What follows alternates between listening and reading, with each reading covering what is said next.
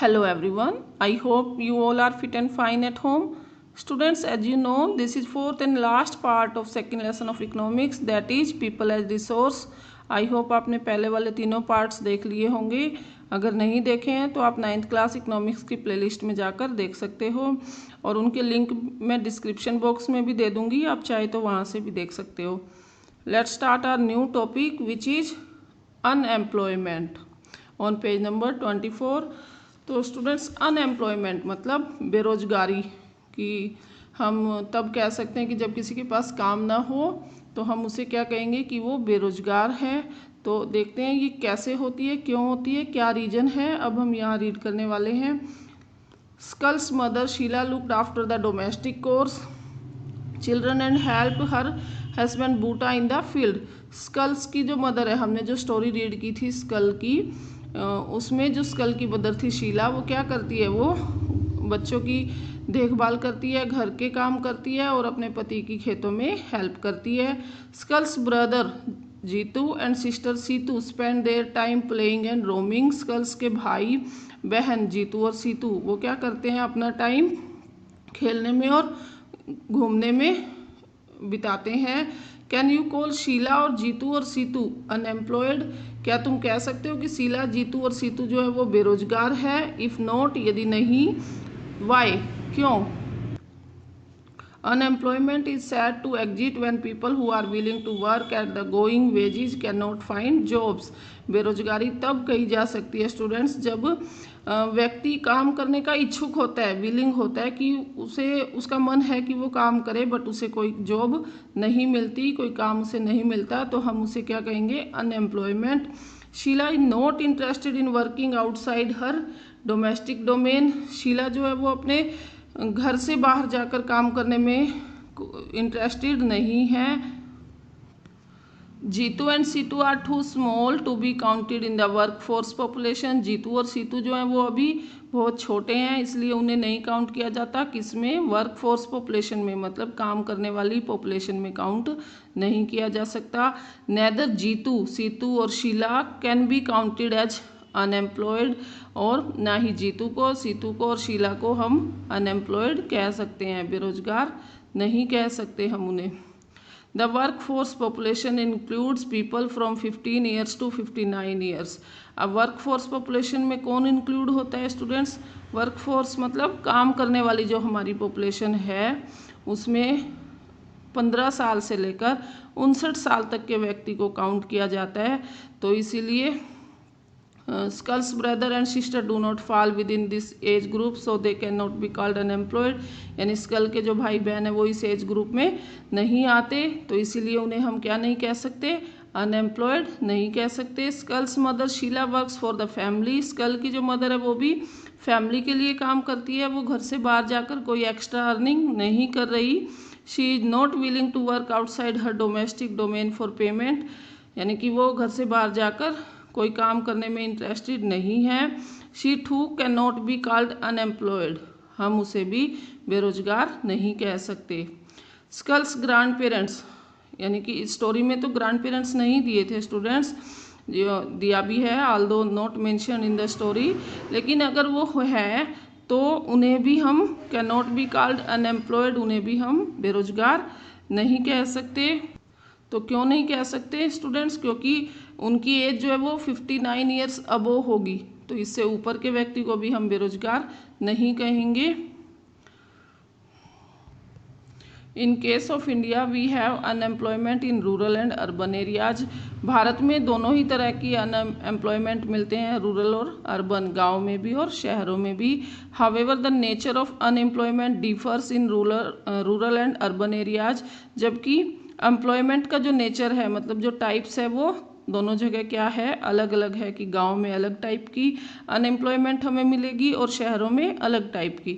In case of rural areas, rural areas में मतलब गांव, ग्रामीण इलाकों में, गांव में, there is seasonal and disguised unemployment. वहाँ पर कौन सी बेरोजगारी मिलेगी students? Seasonal and disguised unemployment. Urban areas है मोस्टली एजुकेटेड अनएम्प्लॉयमेंट, और अर्बन एरियाज में ज़्यादातर क्या होगी, शिक्षित बेरोजगारी होगी। Seasonal unemployment happens when people are not able to find jobs during some months of the year. तो सीजनल बेरोजगारी तब होती है स्टूडेंट्स कि जब व्यक्ति को साल के कुछ ही महीनों में काम नहीं मिलता। People dependent upon agriculture usually face such kind of problem. जो लोग एग्रीकल्चर पर डिपेंड है, खेती पर डिपेंड है, उन लोगों के पास इस टाइप की प्रॉब्लम ज़्यादा होती है। There are certain busy seasons when sowing, harvesting, weeding and threshing is done. तो बहुत से बिजी मंथ भी उनके होते हैं जब वो क्या करते हैं, बीज बोते हैं, कटाई करते हैं, या खरपतवार निकालते हैं, या थ्रेशिंग करते हैं।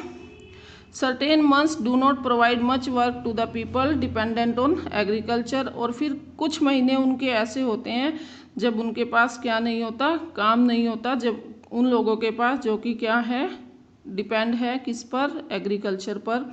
तो वो कब नहीं होता स्टूडेंट, जब उनकी फसल, अगली फसल जब तक तैयार नहीं होती, या बारिश का वेट करना होता है, कई रीजन होते हैं, तो उस टाइम उनके पास काम नहीं होता।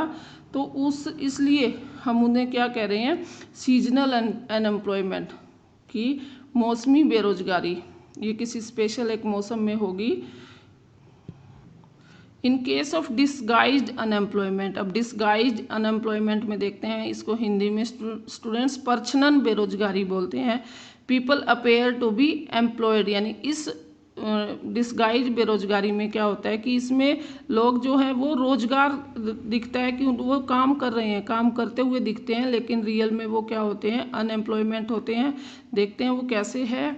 दे have agricultural plot where they find work, उनके पास अपनी खेती के लिए ज़मीन होती है जहाँ वो क्या करते हैं, काम करते हैं। They usually happens among family members engage in agricultural activities, और ये आमतौर पर होता है कि फैमिली मेम्बर्स ही उस खेती में जुड़े होते हैं, जो भी उनकी खेती से रिलेटेड एक्टिविटी होती है वो सब फैमिली मेम्बर्स ही करते हैं। The work requires the service of 5 people but engage 8 people, यानी खेत में जो काम है उसको रिक्वायर है 5 लोगों की, लेकिन परिवार के 8 लोग उसी काम में जुड़े हुए हैं। 3 पीपल आर एक्स्ट्रा, 3 पीपल क्या है, एक्स्ट्रा हुए। These 3 people also work in the same plot as the others, ये 3 लोग भी उसी सेम जगह पर काम कर रहे हैं जहाँ पर अदर्स कर रहे हैं। The contribution made by the 3 extra people does not add to the contribution made by the 5 people, यानी इन 3 लोगों के द्वारा किया गया जो काम है वो बढ़ाता नहीं है, ऐड नहीं करता किसके काम में, 5 पीपल के काम में। If 3 people are remove the productivity of the field will not decline, यानी कि अगर इन 3 लोगों को हटा दिया जाए तो भी खेत की जो प्रोडक्शन होगी, जो फसल होगी, वो तो उतनी ही मिलेगी, जितना एरिया है, जितनी फसल है वो तो उतनी ही मिलेगी। अगर वहाँ 5 लोग काम करेंगे तो भी वो फसल हमें उतनी ही मिलेगी, और अगर 8 करेंगे तो भी। तो अगर 3 लोग यहाँ एक्स्ट्रा है, अगर वो 3 लोग कुछ और काम करें तो अर्निंग बढ़ सकती है, बट वो 3 लोग भी इसी काम में इन्वॉल्व है, तो इसीलिए हम कहेंगे कि वो 3 लोग क्या है, अनएम्प्लॉयमेंट है। The field requires the service of 5 people and the 3 extra people are disguised unemployed, यानी कि खेत में ज़रूरत 5 लोगों की है लेकिन 8 लोग काम कर रहे हैं। दैट मीन्स जो 3 लोग एक्स्ट्रा हैं वो क्या है, वो डिसगाइज्ड अनएम्प्लॉयड है, मतलब परछनन बेरोजगारी है उनके पास, कि कहने में और दिखने में तो लगता है कि वो काम कर रहे हैं, बट उनके काम से कोई एक्स्ट्रा अर्निंग नहीं हो रही। Okay, in case of urban areas educated unemployment has become a common. अब देखते हैं कि शहरी इलाकों में जो है शिक्षित बेरोजगारी कॉमन है फेनोमेनन, यानी शहरों में एक शिक्षित बेरोजगारी जो है वो बहुत ज़्यादा देखी जाती है, एक परिघटना बन गई है। मैनी यूथ, बहुत से जो यूथ है, युवा पीपल है, with matriculation, graduation and post graduation degrees are not able to find job, यानी बहुत से लोग शहरों में जो पढ़े लिखे हैं, जिन्होंने 10th कर रखी है, ग्रेजुएशन कर रखी है, पोस्ट ग्रेजुएशन कर रखी है, लेकिन उनके पास क्या नहीं है, काम नहीं है। Study showed that unemployment of graduate and post graduate has increase faster than among matriculates. एक सर्वे के अनुसार जो बेरोजगारी है वो ग्रेजुएट और पोस्ट ग्रेजुएट लोगों में ज़्यादा है comparison to matriculates. A paradoxical manpower situation is witnessed as surplus of manpower in certain categories को exist with storage of man power in others. तो स्टूडेंट्स ये एक पैराडॉक्स है कि एक विरोधाभासी है कि कई बार क्या होता है कि जहाँ पर काम तो होता है, जैसे फॉर एग्जांपल 20 लोगों का काम है, लेकिन वहाँ पर काम करने के लिए 100 लोग तैयार हैं। लेकिन कई जगह ऐसी भी है कि जहाँ पर 100 लोगों का काम है, बट वहाँ पर उस काम का ज्ञान कहेंगे या इच्छुक जो कहेंगे कि विलिंग पीपल सिर्फ 20 है। तो ये वो सिचुएशन है जिसके कारण भी ये जो अनएम्प्लॉयमेंट है बढ़ रही है। There is unemployment among technically qualified person on one hand while there is depth of technical skills required for economic growth. तो ये कह रहा है कि एक और तो जो टेक्निकल क्वालिफाइड लोग हैं वो बेरोजगार हैं, और एक और ऐसी जगह भी है कि जहाँ पर टेक्निकल स्किल्स की भी कमी है कि लोगों के पास वो ज्ञान ही नहीं है जो कि रिक्वायर्ड है इकोनॉमिक ग्रोथ के लिए। Unemployment leads to wastage of man power resource. तो बेरोजगारी से आर्थिक पावर में क्या होती है, वृद्धि होती है। People who are an assessed for the economy turn into a liability. तो जो लोग देश की इकोनॉमी के लिए एसेस्ड थे, मतलब पूंजी थे, वो अब क्या बन गए हैं, जिम्मेवारी बन गए हैं। किसकी वजह से, बेरोजगारी की वजह से। There is a feeling of hopelessness and disappear among the youth. तो ये कह रहा है कि स्टूडेंट्स की युवाओं में अब क्या हो गया है, युवकों में निराशा और हताशा की भावना पैदा हो गई है। किसकी वजह से, जब उन्हें काम नहीं मिलेगा तो वो निराश हो जाएंगे। तो बेरोजगारी की वजह से। People do not have enough money to support their family. लोगों के पास इतना पैसा नहीं होता जिससे कि वो अपनी फैमिली की सपोर्ट कर सके। Inability of educated people who are willing to work to find gainful employment implies a great social waste। तो काफ़ी जो एजुकेटेड पीपल होते हैं जो कि विलिंग है, मतलब काम करने के इच्छुक हैं, लेकिन उन्हें उनकी क्वालिफिकेशन के अकॉर्डिंग या कहेंगे कि जितना उन्हें मिलना चाहिए उतना उन्हें नहीं मिलता। तो ये एक सोशल वेस्ट है। Unemployment tends to increase economic overload. बेरोजगारी आर्थिक बोझ में वृद्धि करती है। The dependence of the unemployed on the working population increasing. यानी कि जो अनएम्प्लॉयड लोग हैं वो ज़्यादा डिपेंड हो जाएंगे किस पर, वर्किंग पॉपुलेशन पर, यानी कि ये बढ़ रही है। The quality of life of an individual as well as of society is adversely affected. तो इससे क्या होगा, किसी भी व्यक्ति की जो जीने का तरीका है, रहने सहने का, वो क्वालिटी भी कम हो जाएगी और समाज में भी ये इसका प्रभाव बहुत ज़्यादा होगा। When a family has to live on a bare substance level there is a general decline in its health status and rising withdrawal from the school system.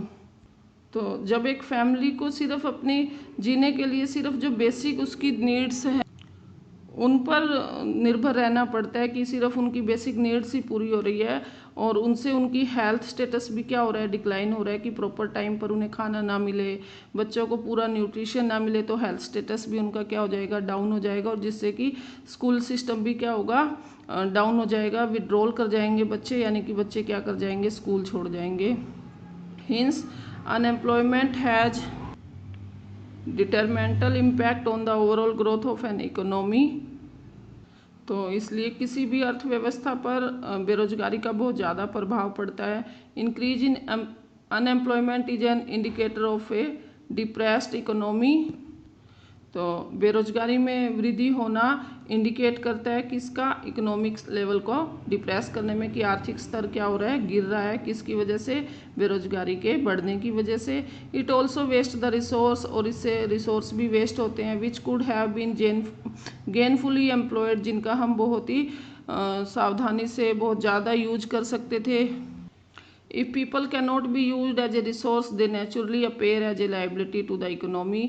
यदि लोगों का यूज नहीं किया जा सकता एक रिसोर्स के रूप में, तो वो नेचुरली क्या हो जाएंगे, वो एक इकोनॉमी के लिए एक जिम्मेवारी बन जाएंगे, देश के लिए बोझ बन जाएंगे। इन केस ऑफ इंडिया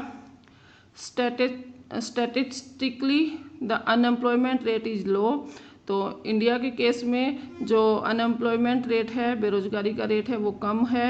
वो क्यों है देखते हैं। A large number of people represented with low income and productivity are counted as employed, कि एक बहुत ज़्यादा संख्या में लोग जो कि कम वेतन पर काम कर रहे हैं या फिर कम उत्पादन पर काम कर रहे हैं, उन्हें भी एम्प्लॉयड में ही काउंट किया जाता है, उन्हें भी रोजगार में ही काउंट किया जाता है। They appear to work throughout the year but in terms of their potential and income it is not educate for them.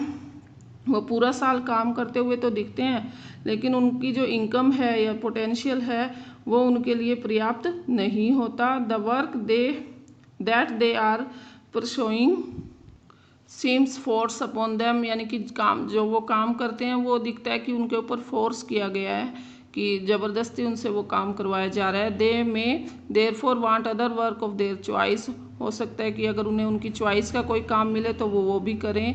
Poor people can not afford to sit idle, गरीब लोग जो है वो बेकार नहीं बैठ सकते। They tend to engage in any activity irrespective of its earning potential, और वो किसी न किसी काम में जुड़ ही जाते हैं क्योंकि उन्हें अर्निंग चाहिए होती है, घर की ज़रूरतों को पूरा करना होता है। Their earning keeps them on a bare subsistence level, और अपनी इस कमाई से वे बहुत ही मुश्किल से कह सकते हैं कि अपना निर्वाह कर पाते हैं। जैसे कि ये एक पिक्चर दी गई है कि ये मोची बैठा है, तो आप याद करो कि आपने कब अपने जो शूज है या फुटवियर्स हैं उनको ठीक कराया है, तो आपने उसको क्या दिया बदले में। तो इससे हम समझ सकते हैं कि उनकी ज़रूरतें ही बस यहाँ पूरी होती है इस अर्निंग के साथ। Moreover the employment structure is characterised by self employment in the primary sector, तो ज़्यादातर जो प्राइमरी सेक्टर हैं उसमें जो रोजगार है वो सेल्फ एम्प्लॉयड होता है students.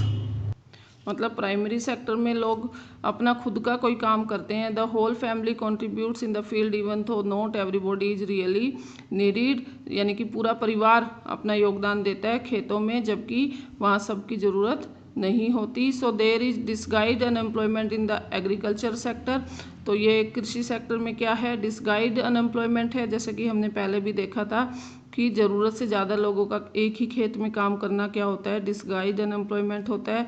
But the entire family shares what has been produce, लेकिन जो भी फसल आती है वो पूरी फैमिली क्या करती है, शेयर करती है। This concept of sharing of work in the field and produce reduce the hardship of unemployment in the rural sector, तो ये जो उनकी काम करने की शेयरिंग की जो सिस्टम है या जो प्रोड्यूस आता है, जो फसल आती है उसको जब आपस में जब वो शेयर करते हैं, तो इससे रूरल एरिया में थोड़ा सा कठिनाई कम हो जाती है कि अनएम्प्लॉयमेंट की, कि दिखने में सब क्या दिखते हैं, एम्प्लॉयड दिखते हैं कि सब काम कर रहे हैं। But this does not reduce the poverty of the family, परंतु इससे फैमिली की गरीबी को नहीं रिड्यूस किया जा सकता। Gradually surplus labour from every household tends to migrate from the village in search of jobs, और आमतौर पर क्या होता है कि जो सरप्लस लेबर होती है, जो एक्स्ट्रा लेबर है, वो क्या करती है, वो शहरों में जाकर, गांव से शहरों में जाकर काम की तलाश करती है। Let us discuss about the employment scenario in the 3 sectors mention earlier. चलो अब उन तीनों सेक्टर में बेरोजगारी देखते हैं जो हमने पहले मेंशन किए थे, primary, secondary and tertiary sector में। Agriculture is the most labour absorbing sector of the economy, agriculture जो है वो क्या है, वो इकोनॉमी के लिए ज़्यादा लेबर एब्जॉर्बिंग सेक्टर है कि ज़्यादा लोगों की वहाँ ज़रूरत होती है। In recent year there has been a decline in the dependence of population on agriculture partly because of disguise unemployment discussed earlier. तो अभी हाल ही में क्या हुआ है स्टूडेंट्स कि ये जो है कि लोगों का खेती पर डिपेंड होना अब कम हो गया है, किसकी वजह से, डिसगाइज्ड अनएम्प्लॉयमेंट की वजह से। Some of the surplus labour in agriculture has moved to either the secondary और द टर्सरी सेक्टर, तो कुछ जो सरप्लस जो एक्स्ट्रा लेबर होती है खेतों में वो अब क्या करने लग गई है, वो अब सेकेंडरी या टर्सरी सेक्टर में काम करने लग गई है। In the secondary sector small scale manufacturing is the most labour absorbing, और सेकेंडरी सेक्टर में जो मैन्युफैक्चरिंग का काम होता है तो इसमें लेबर की ज़्यादा ज़रूरत होती है। In case of the tertiary sector various new services are now appearing, और टर्सरी सेक्टर में अब बहुत सी नई जॉब दिख रही है जैसे कि biotechnology, information technology and so on, ये इन सब से भी ज़्यादा। Let us read a story to now how people could became an asset for the economy of village. चलो अब एक स्टोरी पढ़ते हैं कि कैसे एक गांव जो है वो अब एसेस्ट बन गया है, कैसे वो डेवलप हो गया है। स्टोरी ऑफ ए विलेज, एक गांव की story. There was a village inhabited by several families, एक गांव था जहां पर क्या है बहुत ज़्यादा परिवार रहते हैं। Each family produce enough to feed its member, हर फैमिली अपने परिवार के लिए इतना तो फसल उगा ही पाती है अपने खेतों में। Each family meet its needs by the members making their own clothes and teaching their own children, और हर फैमिली के पास इतना भी है कि वो अपने खुद के कपड़े बना सकते हैं और अपने बच्चों को पढ़ा सकते हैं। One of the families decided to send one of its son to an agriculture college, उनमें से एक फैमिली ने डिसाइड किया अपने बेटे को एग्रीकल्चर कॉलेज में भेजने के लिए। The boy got his admission in the nearby college of agriculture, और उस बच्चे ने अपने पास के ही एग्रीकल्चर कॉलेज में एडमिशन ले लिया। After some time he became qualified in agro engineering and come back to the village, और कुछ टाइम के बाद जब उसका ये कोर्स पूरा हो गया इंजीनियरिंग का तो वो गांव में वापस आ गया। He proved to be so creative that he could design an improved type of plug which increased the yield of wheat, और उसने अपने इस कोर्स का फ़ायदा उठाकर एक नए डिजाइन का हल बनाया जिससे कि क्या हुआ, वीट की फसल ज़्यादा हुई। Thus a new job of agro engineering was created and filled in the village, इस तरीके से गांव में एक नई जॉब शुरू हुई जो कि थी एग्रो इंजीनियरिंग की। The family in the village sold the surplus in a nearby neighboring village, अब परिवार क्या करता था, अपने जो सरप्लस वीट होता था उनको पास वाले गांव में बेच देता था। They earned good profit which they shared among themselves, और इससे उन्हें अच्छा प्रॉफिट हुआ जिसे वे आपस में शेयर करने लगे। Inspired by this success all the families after some time held a meeting in the village, और इस सफलता से प्रभावित होकर सभी परिवार, गांव के सभी परिवार के लोगों ने गांव में एक मीटिंग रखी। They all wanted to have a better future for their children too, वे सब अपने बच्चे के लिए अच्छा भविष्य चाहते थे। They requested the panchayat to open a school in the village, और उन्होंने पंचायत से रिक्वेस्ट की कि गांव में एक स्कूल खोलें। They assured the panchayat that they would all send their children to school, उन्होंने पंचायत को विश्वास दिलाया कि वो सब अपने बच्चों को स्कूल भेजेंगे। The panchayat with the help of government open a school, panchayat ने गवर्नमेंट की हेल्प से गांव में एक स्कूल खोला। A teacher was requested from a nearby town, और नज़दीक के टाउन से एक टीचर को रखा गया। All the children of this village started going to school, और इस गांव के सभी बच्चों ने स्कूल जाना शुरू कर दिया।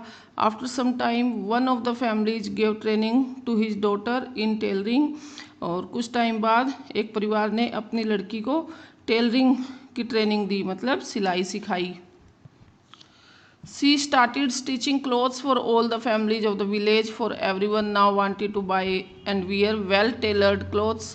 तो उसने क्या किया स्टूडेंट्स, अब उसने गांव में रहने वाले सभी लोगों के लिए कपड़े सिलने शुरू कर दिए, और अब हर कोई एक अच्छे से सिले हुए कपड़े पहनना चाहता था।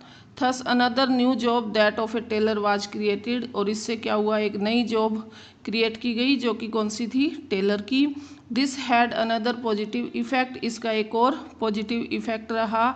The time of the farmers in going far for buying clothes was saved, अब किसानों का टाइम सेव होने लग गया। जो टाइम वो बाज़ार जाकर कपड़े खरीदने में लगाते थे वो टाइम अब उनका क्या हो गया, सेव हो गया। As the farmers spend more time in the field they yield of the farms want up, अब वो क्या करने लग गए, खेतों में ज़्यादा टाइम स्पेंड करने लग गए जिससे उनकी फसल भी अब और ज़्यादा अच्छी होने लग गई। This was the beginning of prosperity, और ये क्या थी, ये समृद्धि की शुरुआत थी, मतलब डेवलपमेंट की शुरुआत थी गांव की। The farmers had more than what they could consume, अब फार्मर के पास जितना वो खर्च करते थे उससे कहीं ज़्यादा आने लग गया, मतलब कि उनकी जो फसल थी वो अब उनकी सरप्लस फसल जो थी वो ज़्यादा होने लग गई। Now they could sell what they produce to others who came to their village markets, अब वो क्या करने लग गए थे कि उनके पास जो सरप्लस जो उनका प्रोडक्ट होता था उसको वो क्या करने लग गए, मार्केट में सेल करने लग गए। Over time this village which formerly had no job opportunities in the beginning had many like teacher, tailor, agro engineering, engineer and many more.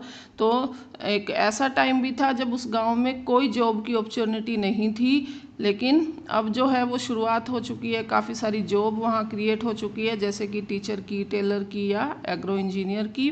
This was the story of a simple village.